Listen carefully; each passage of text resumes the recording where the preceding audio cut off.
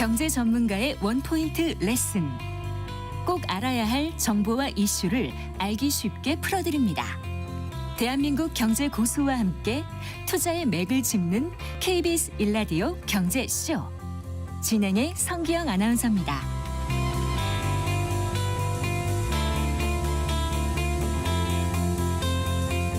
네, 4시 18분입니다. 지난해 12월에 우리나라가 초고령 사회로 진입했죠.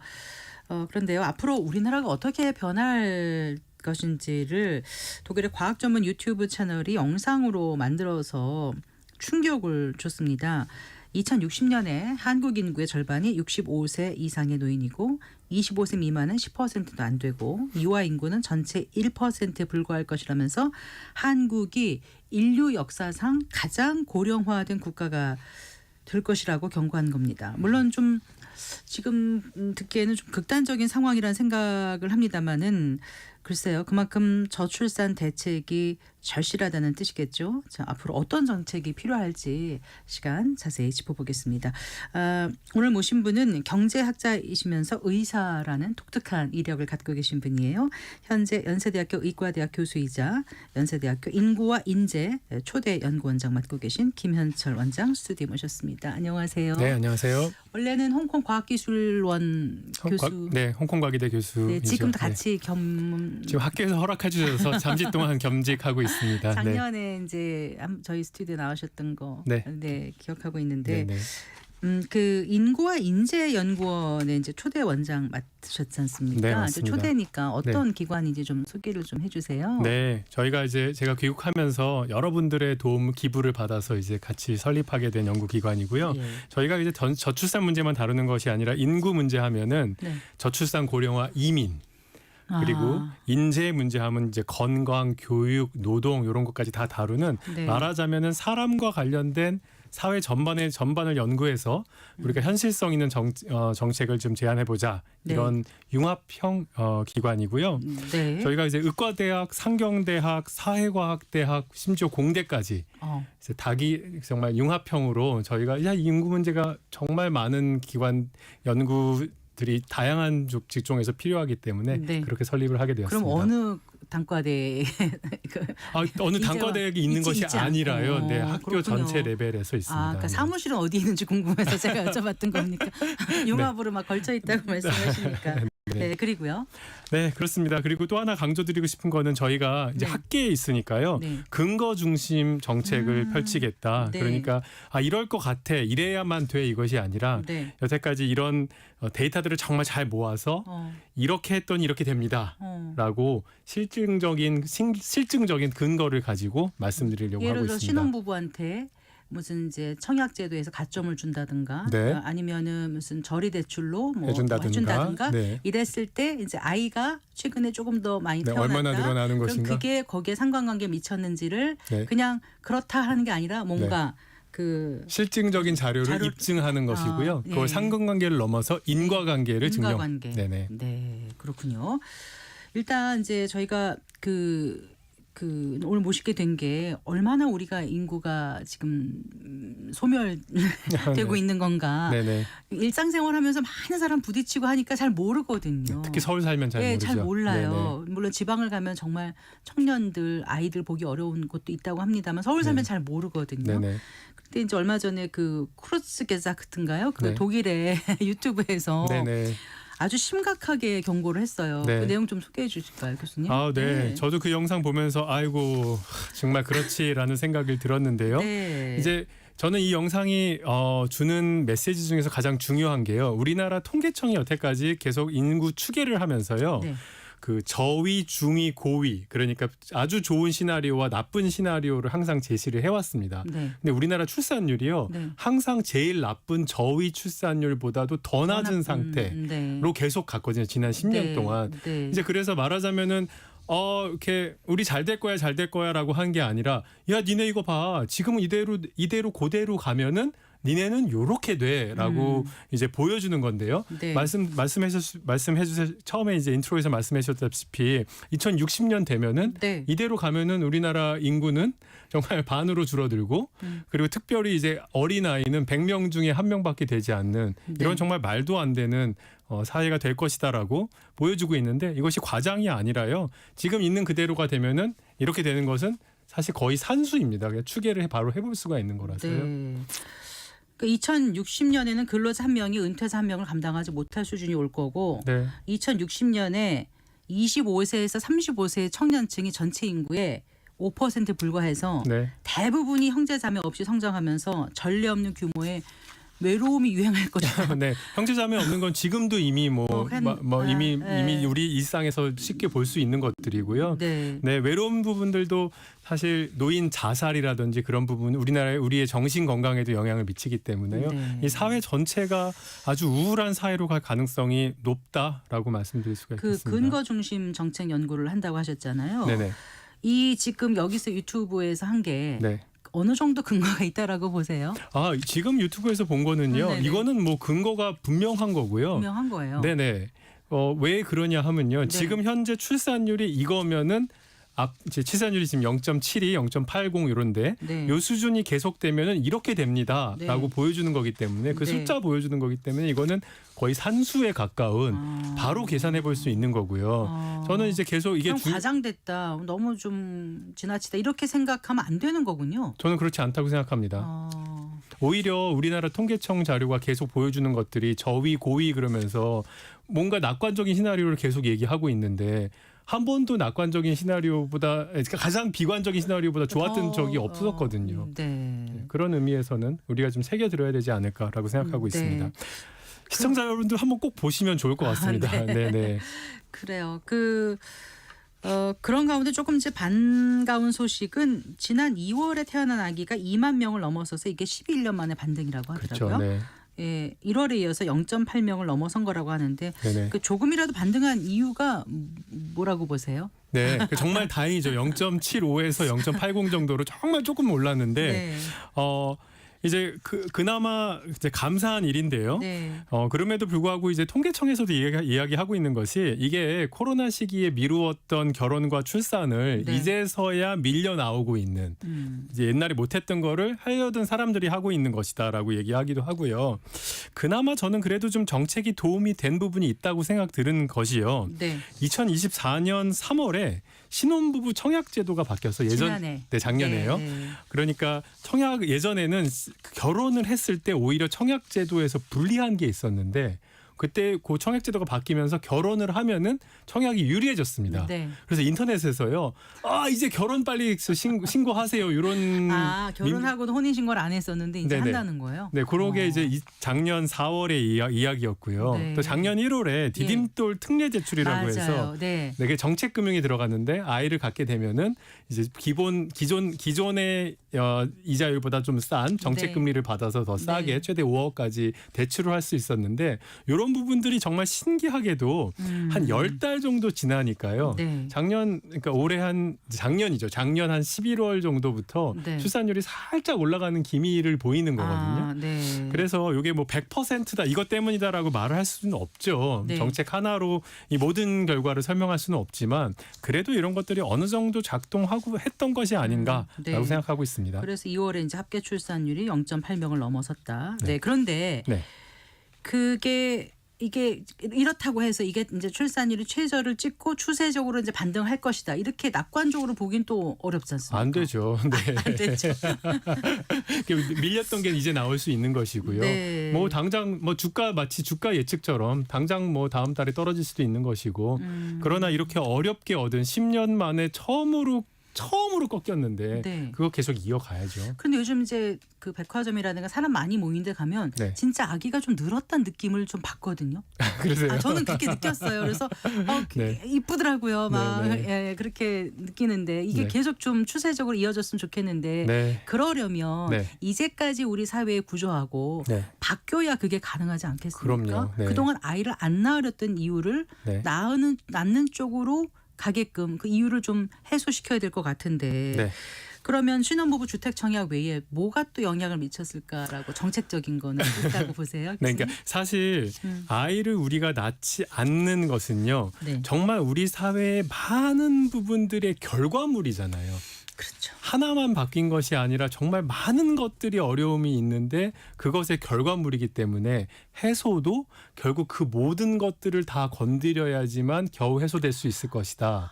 라고 생각이 언제 그걸 다 건드려서 할 수 듭니다. 있을지 걱정입니다. 사실 네. 그래서 지금처럼 대선 이제 일 앞두고 있는데 네, 네. 이럴 때 원래 공약을 내면서 모든 사회 구조를 다 변혁하겠다라는 그런 공약이 나와야 되는데 네. 뭐 제가 지금까지 본 공약들은 좀 우리 사회가 근본적인 변혁이 되는 데는 좀 부족하지 않나라고 네. 생각이 드는데요. 네. 예를 들어서 아까 그 이제 경제적 문제를 좀 제가 말씀드렸는데요. 네. 저는 아이를 낳았을 때 네. 압도적인 경제적 혜택이 있어야 된다고 생각합니다. 정말 이렇게 네. 압도적인. 압도적으로? 네. 어떻게 압도적으로? 그러니까 예를 들어서요. 그 왜 뭐 신혼부부 어떤 회사에서 신혼부부 이제 결혼하면은 1억을 주겠다. 뭐 이런 네. 이제 이런 것도 나오잖아요. 네. 그러니까 이런 수준인데 예를 들면은 이제 프랑스 같은 경우에는요. 네. 지금 아이를 한 명 낳을 때마다 2명 낳을 때마다 그러니까 인컴 텍스 소득세 감면되는 수준이요. 네. 이제 예를 들어서 제가 한번 시뮬레이션을 해봤는데 네, 네, 네. 1억 5천 뭐 좀 잘 사는 분들이라고 가정을 네, 하고요. 네. 1억 5천인데 애를 셋을 낳으면요. 우리나라는 300만 원이 인컴 텍스에서 빠지는데요. 이제 프랑스 같은 경우에는 1,500만 원이 빠집니다. 근데 아이에 따라서 이제 인컴 텍스가 굉장히 많이 소득세. 빠지는 거죠. 소득세에서 네, 네. 소득세에서 많이 빠지고요. 실제로 빠지는 액수가 그렇습니다. 체감하는 액수가 바로바로 체감할 수 있는 것이죠. 네. 그렇게 바꿀 수도 있는 거고요. 아까 우리 그 정책금융에서 그 이제 주택 살 때 저리로 대출했는데요. 네. 뭐 헝가리 같은 경우에는요. 네. 한 명 남을 때마다 이제 이자율이 떨어지고 그 다음 한 명 또 나오면은 원금 탕감을 해주는. 원금 탕감이요? 네네. 아. 3명 나면은 완전히 원금 탕감까지 해주는 거죠. 네. 그러니까 저는 사실은 감세 정책에 일반적으로는 제가 반대해요. 상속세 네. 같은 것들 줄이고 그러는 거 되게 우려가 많은데요. 저출산 대책으로 나오는 감세 정책은 저희가 투자의 개념으로 보실 수 있다고 생각하는 게 그렇게 해서 아이를 낳으면은 네. 그 아이가 나중에 커서 세금을 생산 인구가 되고 펜션도 연금도 내고 그 아이가 세금도 낼 수 있기 때문에 인구가 나라의 자산이죠, 사실은요. 그런 거죠. 네, 네. 네. 그래서 제가 네. 얼마 전에 우리 경제학자들 한 7, 80명 모인 카톡방이 있습니다. 네. 그리고 우리 같이 한번 논의를 한 적이 있어요. 이거는 우리 투자 개념으로 보는 것이 타당하다라는 네. 또 그런 결론에 이르기도 했습니다. 반론은 없던가요, 거기서는? 근데 너무 위기가 심각하기 때문에 네. 다른 세제 감면해 주는 건 모르겠는데 네. 이것만은 정말 좀 해보자 이런 얘기를 하고 있습니다. 네. 사실 출산율을 높이려면은 일단 경제적 부담을 많이 해소해야 된다고 청년들이 많이 얘기하고 있지 않습니까? 네네. 그래서 일단 집값 문제, 그다음에 네네. 자, 아이를 낳고 나면 사교육비 문제, 여러 가지 네. 문제가 지금 기다리고 있어서 네. 질에 겁을 먹고 네. 아예 이제 시작 안 하겠다. 네. 그냥 난 이렇게 살련다라는 네. 청년들이 많거든요. 네. 그러니까 이걸 해결해 주려면은 일단 집 문제 같은 것도 그렇게 해결을 하고 네. 아이를 낳으면 아이를 기를 만큼 돈을 쓸 수 있을 만큼 세금을 많이 좀 줄여주면 네. 나아 볼만하다 이런 네. 생각을 하게 된다 이 네, 말씀이시잖아요. 그리고 좋은 일자리가 많이 생기면 더 좋아지는 것이겠고요. 네, 네. 그다음에 아까 지나친 경쟁 네. 이런 것들 때문에 사교육 지출이 막 늘어나는 거잖아요. 네. 이런 경쟁 압력도 사회 경쟁 텐션이 많이 걸려 있는 사회가 조금 이렇게 근데 풀어져야 그건 된다. 어떻게 풀 수 있어요? 여러 가지 이제 논의가 나오는데요. 굉장히 네. 어렵잖아요. 네. 저는 키는요. 가장 중요한 거는 노동 시장의 근본적인 변화입니다. 무슨 어떻게요? 말이냐 하면요. 네. 지금 왜 이렇게 의과대학 가려고 초등 의대반까지 생기는 거는요. 네. 의사의 소득이 네. 2등 직업보다 압도적으로 지금 좋은 그리고 상황이거든요. 오래 건강이 허락하는 한 일을 할 수 있다라는 거가 그렇죠. 있잖아요. 그러니까 평생 소득이 의사와 네. 예를 들어 2등 직업을 IT라고 해볼게요. 외국은 IT가 더 많은 것 같은데 어쨌든 우리 사회에서 많이 네, 그러니까 굉장히 많이 차이가 나기 때문에 우리나라에서 네. 학부모들의 자연스러운 반응입니다. 네. 그 다음에 뭐 대기업 가는 것이 중소기업 가는 것보다 압도적으로 더 많은 혜택을 받는다면은 그렇다면은 어떻게든 좋은 대학 가서 대기업 가는 것이 평생이 유리하니까. 그러면 그 마음을 어떻게 없앨 수 있냐고요. 없애는 게 아니라 그러면 노동시장이 개혁이 돼서 어떻게 개혁을 시켜요? 그래서 사실 제가 여러 번 궁금해서. 이야기했는데 네. 결국은 이제 과학기술 발전을 통해서 좋은 양질의 일자리 만드는 것과 동시에 네. 그러니까 의사 소득도요. 의사가 마땅히 그러니까 기술 개발을 통해서 누려야 하는 것도 있지만 예를 네. 들어 실손보험 타먹기 뭐 이런 좀 정책 실패로 인해서 생긴 의사들의 지나친 시장. 소득도 있거든요. 네. 그런 것들은 또 이제 막아줘야 되는 이건 것이고. 좀 조절하고 있는 것 같더라고요. 실손보험은. 사실 맞습니다. 네, 네. 이제 그런 네. 모든 노동시장의 개혁들이 같이 가야 될 것 같고요. 복지제도가 또 탄탄하게 이루어지는 것도 필요하다까지 말씀드리겠습니다. 네, 그래요. 일단 전반적으로 어떤 경쟁적인 그런 요소를 줄일 수 있도록 네. 뭔가 이제 사회가 좀 변화해야 될 것 같고 네. 큰 틀에서는 좀 문화가 좀 변화해야 되지 않을까요? 그렇죠. 사실은 어떻게 제가 생각하세요? 늘 좀 말씀드리는 거는요. 이 출산율이 줄어드는 것은 이 모든 전 세계적인 공통적인 흐름이고요. 네. 이게 이제 전 세계적으로 문화가 좀 바뀌고 있는 건데 비근한 예를 하나 드리면요. 제가 그 미국에서 유태인들 중에서 네. 그 정말로 정통적인 유태인이 있고 아니면은 세속적인 유태인이 있습니다. 정통적인 유태인은 혹시 뉴욕 가보시면요. 네. 여기 이렇게 호빵 모자 같은 거 쓰시고 종교생활 열심히 하시는 분들이 있어요. 네. 이분들의 출산율은 3.3이고요. 세속화된 유태인들의 출산율은 1.4입니다. 네.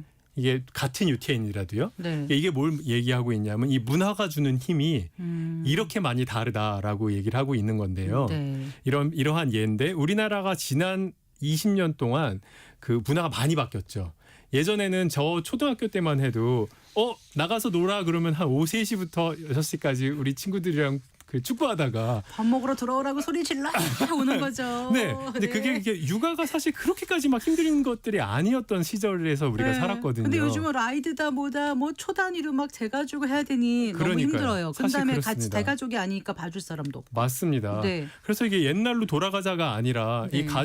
이 가족이 뭉칠 수 있는 이런 힘들, 뭔가 우리가 아이를 낳고 있는 것이 기쁘다 이런 것들이 굉장히 중요하다고 생각하는데 네. 이런 제가 그래서 최근에 그 왜 폭삭 속았수다라는 넷플릭스 영화 있잖아요.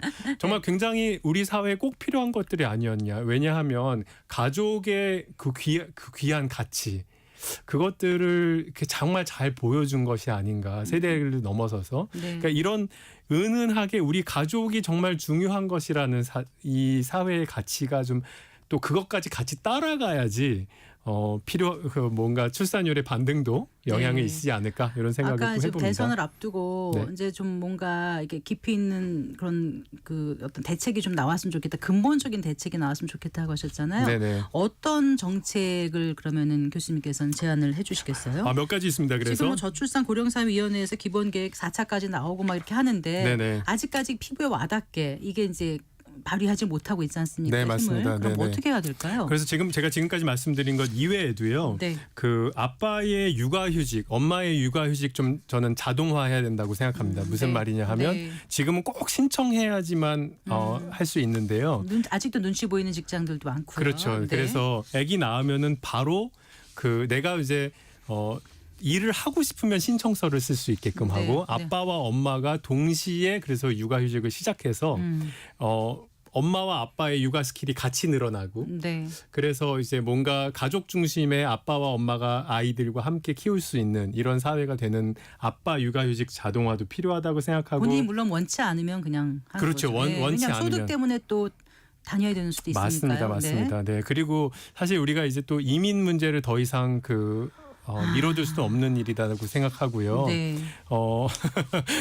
이렇게 이미 이제 엎질러진 물이 있기 때문에 이제 또 치료책으로 이민은 꼭 필요하다고 생각하고 고숙련 노동자도 필요하지만 또 그 이제 외국인 가사 도우미 그러니까 네. 아이를 돌볼 수 있는 분들과 또 노인 돌봄을 할 수 있는 네. 외국인 간병 도우미 또 꼭 필요한 게 아닌가 이런 생각이 듭니다. 네, 이민 문제에 관해서는 다음번에도 기회가 있으면 모시고 한번 좀 들어보도록 하고요. 네네.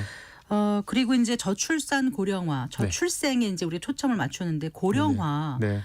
인구의 다수가 이제 고령 노인이 되는 거 아닙니까? 맞습니다. 네. 이분들에 대한 고민도 우리가 해야 돼요. 맞습니다. 네. 태어나고 이런 것도 중요하지만 얼마나 존엄하게 네. 노년기를 보내면서 생을 마감할 수 있는지 네네. 이 시스템을 국가가 갖추는 게 굉장히 중요하다는 생각이 제가 이제 50대에 되니까 좀 느끼게 되거든요. 네, 그 말씀도 맞습니다. 좀 한 번 더 해주신다면. 네, 그래서 저희 연구원에서 사실 두 번째로 기획하고 있는 것은요. 네. 존엄한 죽음 체계를 좀 구축해보자 이렇게 하는 것입니다. 지금 우리나라가 OECD에서 병원에서 죽을 확률이 제일 높은 나라입니다. 병원이면 다행이게요. 요양원에서 많이들 돌아가세요. 그렇죠. 요즘은요. 네. 요양원, 요양병원, 병원에서 네. 마지막까지 정말 인텐시브한 치료를 받다가 돌아가시는 분들이 있는데 그러다 보면은 가족하고 작별할 수 있는 시간을 잃어버리게 됩니다. 네. 그리고 마지막 순간에 또 지나치게 꼭 필요하지 않은 의료비를 또 많이 쓰게 되거든요. 본인이 원하지 않는 연명 이 말씀하시는 것 맞습니다. 같아요. 네. 그래서 연명의료를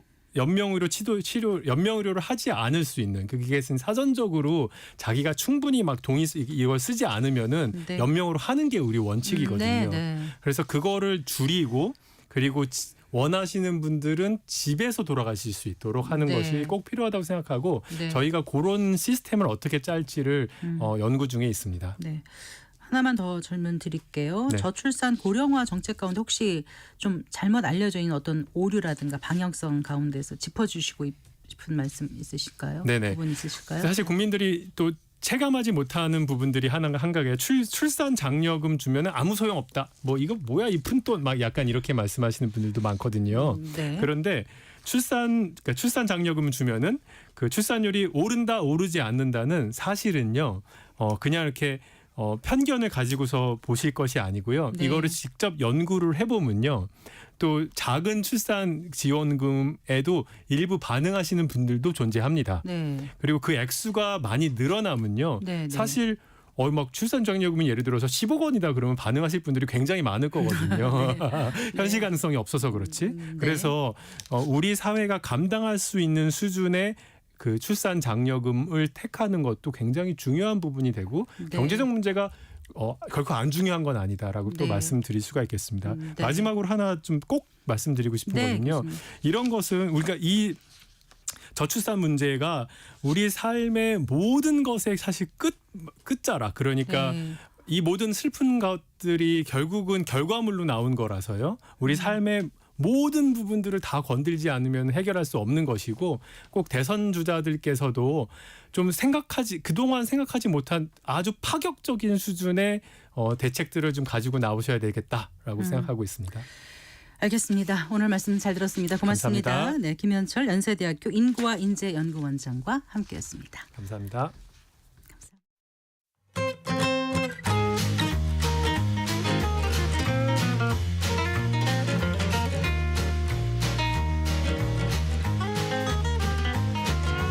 경제 맛집 투자 핫